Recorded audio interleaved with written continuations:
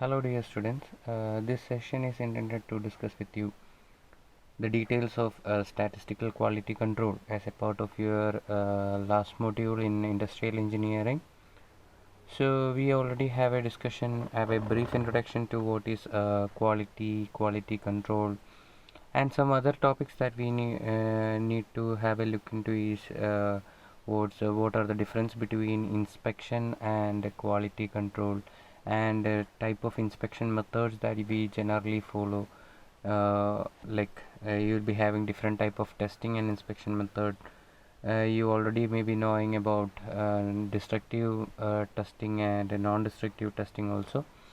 So all those topics you need to have a clear idea about, and keep those things in mind, because those are also important portions in your last module. Coming to the statistical quality control part, this is a place where we are using some statistical methods for analyzing data that we are recording. We already discussed on the type of tools that we generally use in quality control, like a different type of diagrams we already discussed about. So here, instead of having a simple diagrammatic representation, we will go for the data analysis. And normally for manufacturing plants, or maybe for a product oriented industry, we do statistical quality control to improve its quality. So whenever you are improving quality, means you are uplifting your product image, or your brand image will be uplifted. That in turn will help you to gain more profit from due to or having more sales or customer satisfaction. So there lies the importance of statistical quality control. Why an industry need to have an additional cost in producing an item with implementation of these type of quality control strategies.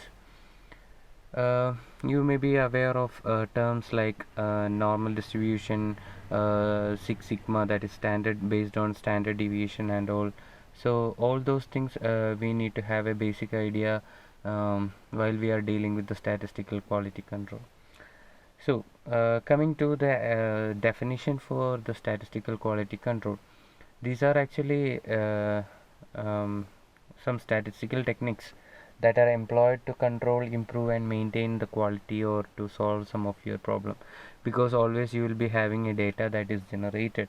So statistics means where you are dealing with data or numbers, and based on the type of data you will be having different methods. So here also in an engineering industry you need to um, choose the proper tool. So here in SQC, or a statistical quality control or statistical process control, you will be utilizing different type of statistical tools to arrive at inferences, so that you can improve or you can perform your task at right pace with the right quality. So whenever you are dealing with SQC, that we already told, like you are dealing with data, so error free data is very important. So that is why the three general activities in SQC are: first one is the systematic collection and graphic recording of accurate data, analyzing your data, and practical engineering, what you are doing with your analysis. That is the last one, or that will be your final inference, whether you need to avoid a particular item or particular or you are trying to find out what causes an error, like those things you need to know. So why we have a statistical quality control, already I told you majority of the points, but we can just have a look into that. First one is you can improve the efficiency.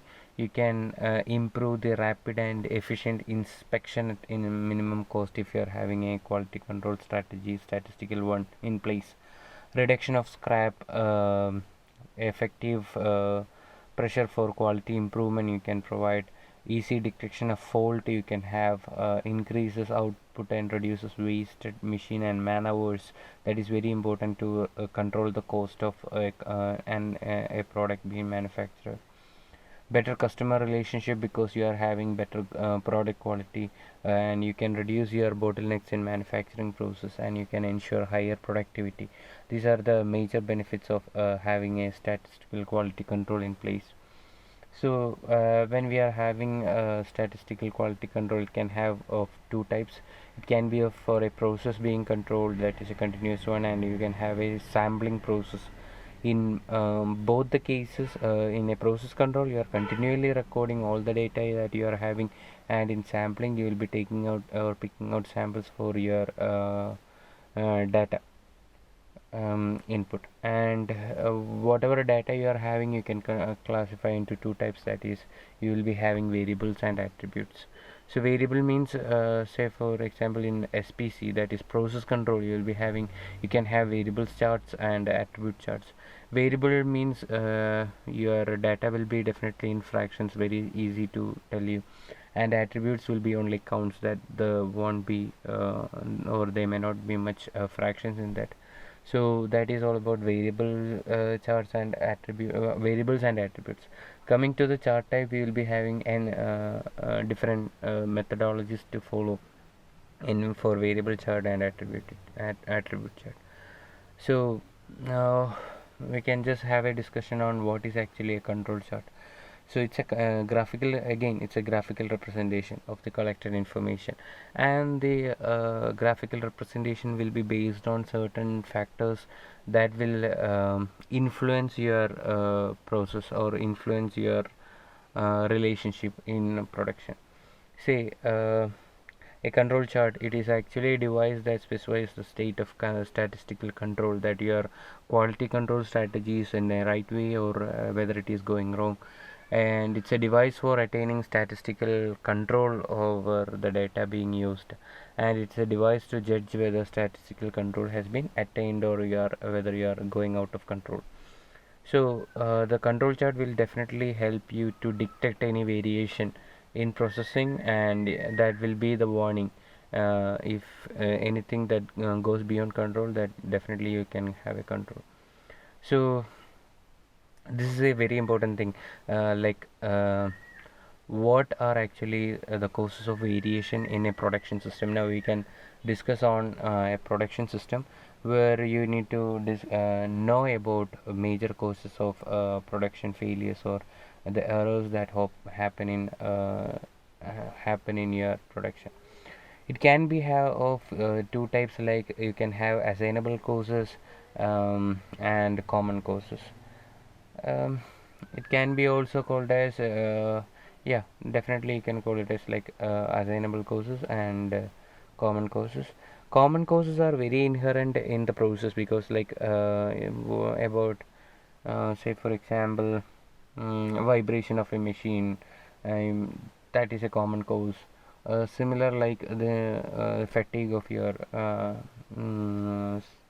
worker, it's a common cause. So that fatigue is a common cause, but operator skill is a assignable cause. So special causes are sometimes called as assignable causes. So you can see the special causes, that is the second point out there. Say you are having a wrong tool, you are having a wrong production method, you are having an improper raw material, and operator skill is not enough, a wrong die that you are using, those are actually your assignable causes. And your assignable causes can always be controlled using statistical process chart. And common causes is very it's accomplished only after identification of your common cause and improving your overall system. You can see that 85% of the problems are due to common causes, and 15% are due to assignable causes. So now you can see here a control chart. We'll come into that in detail. So you can see a zigzag figure over that, a zigzag.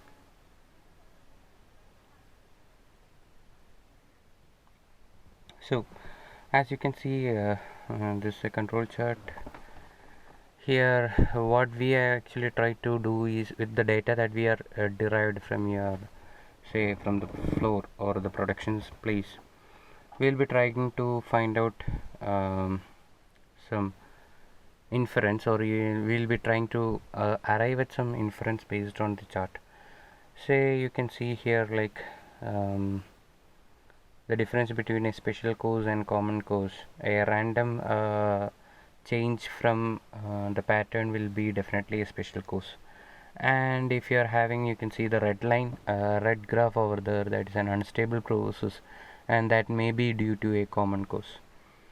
Those are the differences between or how we are trying to find out between a special course and common course. And definitely you will be having the standard charts to verify between your actual and your standard chart, so that you can easily find out what will be the course, or you can arrive at an easy inference.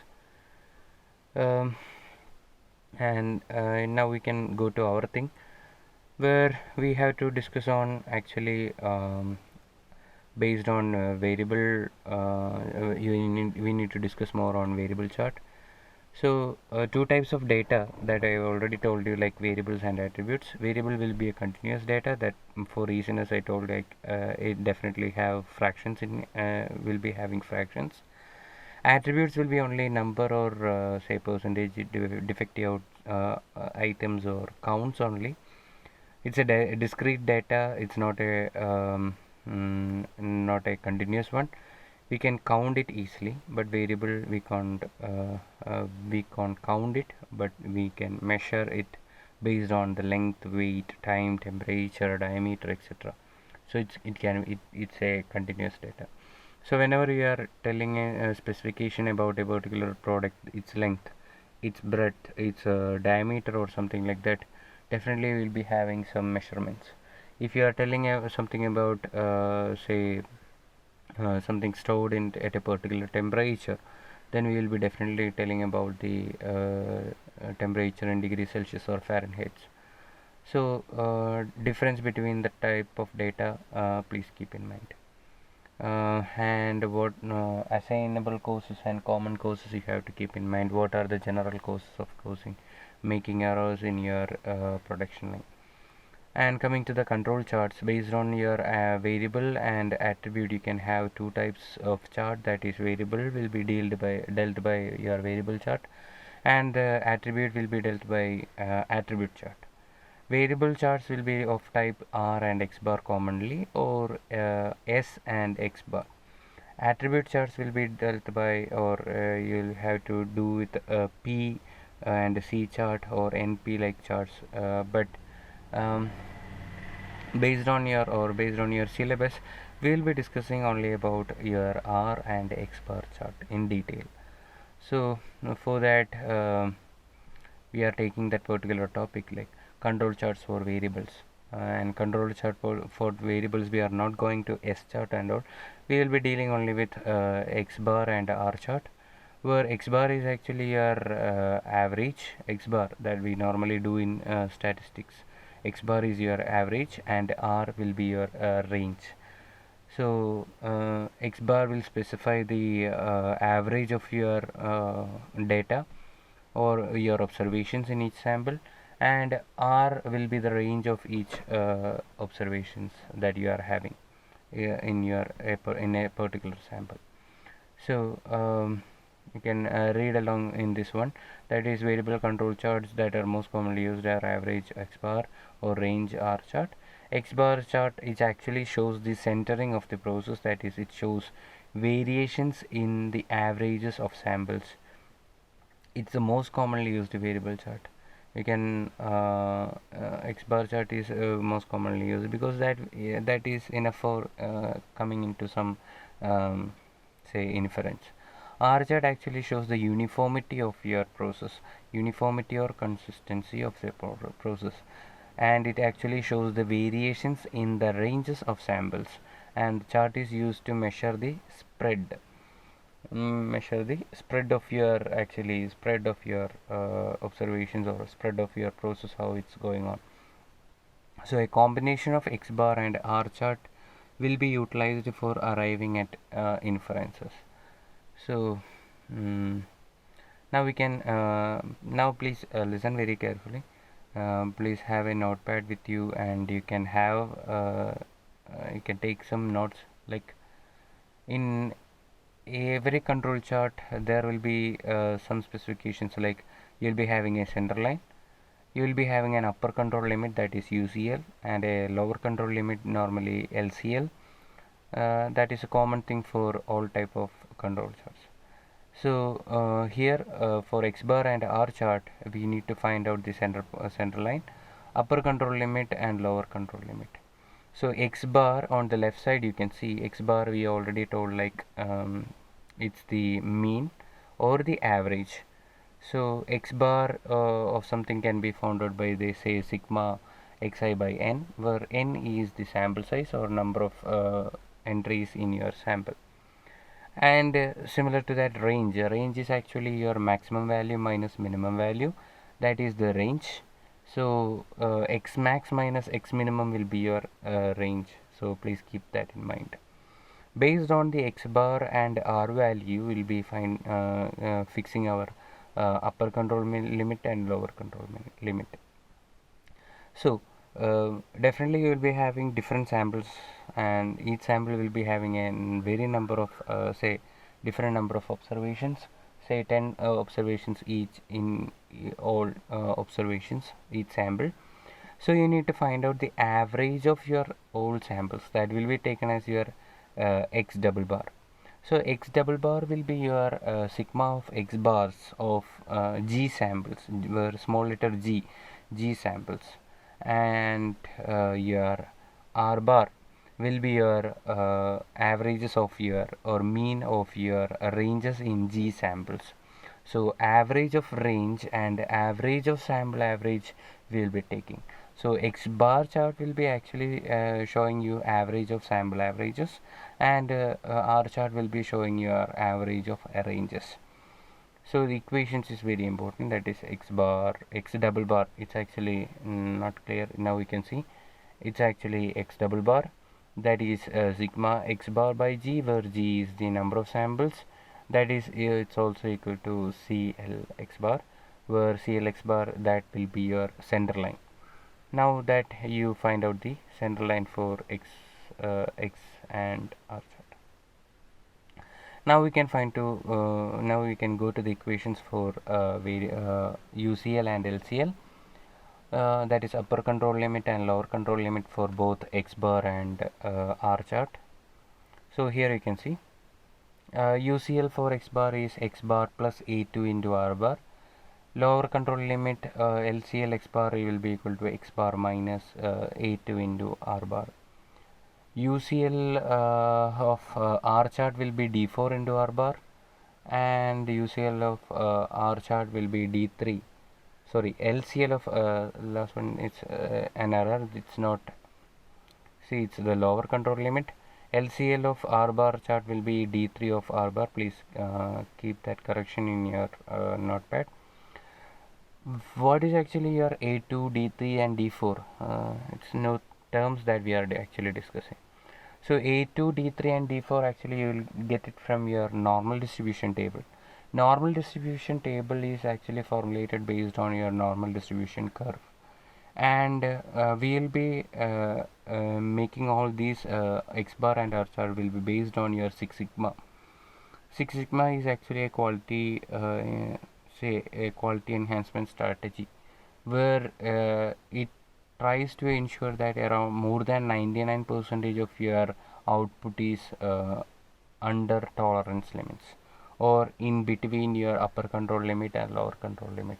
So based on that, you need to refer the normal distribution table, and based on that table you will be having your value. So you can compare or you can find the normal distribution table that you can see here. Say for example, I can show you here. So based on your number of samples, you can find out A2, D3 and D4. So based on this table, you will be taking values for your problems that we are going to discuss later on. So please keep in mind about A2, D3 and D4.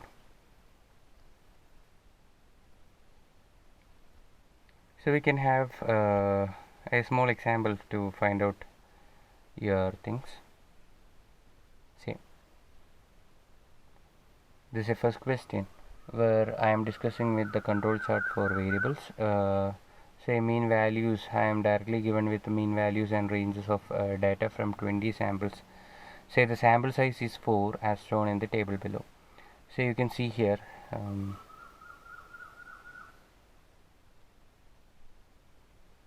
different samples you are having. Say 20 samples you are giving, and each sample will be having a range of 4. Some are having a range of 5 to 6, something like that.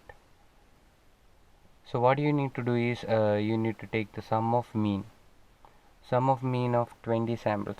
So 20 samples, how we can find is, you are given with, you need to find out about sigma x bar. Simply add sigma x bar terms, that is 10 plus 15 plus 12 plus 11 plus 9 plus 11, again you can see based on the serial number, that will add together to form 232. And average of your mean 20 samples, that is x double bar, will be x bar by number of samples, that is 20, that is your center line will be at 11.6.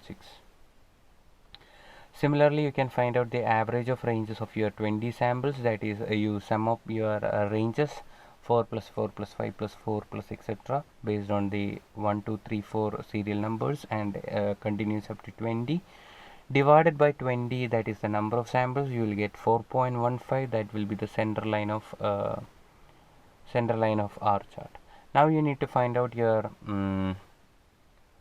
UCL and LCL for x bar and R chart. So coming to UCL and LCL, your equation is for x bar chart, for the first equation it is x bar plus A2 into R. So x bar you already got, that is x double bar, that is 11.6, that you got, that is as the center line. R bar you found out as, say 4.15, you can see in this slide. So A2 you need to find out. So A2 we already discussed that, like A2, D3 and D4 will be based, or that you need to take from normal distribution table, and that will be based on your sample size. Now we are having a sample size of 4, it's all clearly given in your question. So I'm just moving to that sample data table. So it's the normal distribution table I am having a sample size of 4. So now you can see for sample size of 4, my A2 will be 0.73, D3 will be 0, and D4 will be 2.28. So based on that we can find out your UCL and LCL. You can see that A2 I am taking as 0.729, D3 is 2.282, and D4 is 0. So based on that my control limits are being defined. So lower control limit of R chart is actually 0, it comes to. And how we can represent in figure. So this is the X bar chart. So you can see that the center line is around 11 point something. So you can see the green center line I am drawing, and UCL you can see above 14, LCL is just above 8, and you can see all the points in between your control limits, and some of the points, a few points, that is for samples say second one, then you can see for 16 19 I think, yeah, no, 18 I think. So those points are actually going ahead of your UCL, means those are some of the data, or some of the area you need to find out what special course, and you need to revise the limit if needed, or you need to find and eliminate your special courses to eliminate that points out of the control limits. So this is the X bar chart. Similarly you can draw the R chart. So R chart, you can see that your lower control limit is 0, upper control limit is some 4.1 value, that you can see the green line over here, dark green, and your upper control limit is beyond 8, so you can see that red line. And here you can see that your spread is very good, you are having a better spread, you don't have much variability in the data, so your analysis will be a proper one. That actually shows in R chart. Your say based on your range, If you are having data with a very difference in ranges, then definitely these values will go up, or you can see some points that will go out of your UCL or LCL. In those cases, you need to avoid that data which causes that difference in spread. So here in this given problem, it is very good, it's having a decent spread, so that good enough uniformity is there, and all data are within your limit.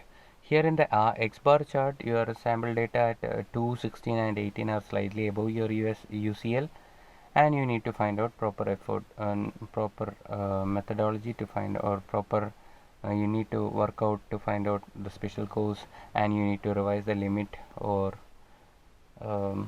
you need to take proper measures to say avoid those type of points that is coming in your statistical data.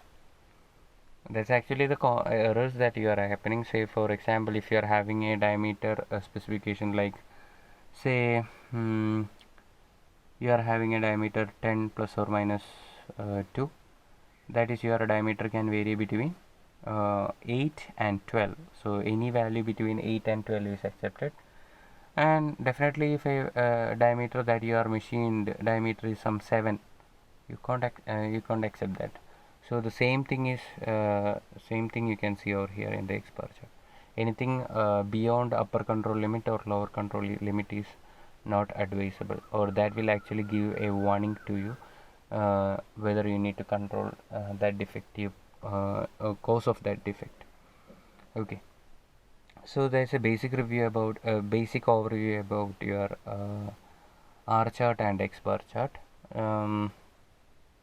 If you have any doubt, you can ask in between.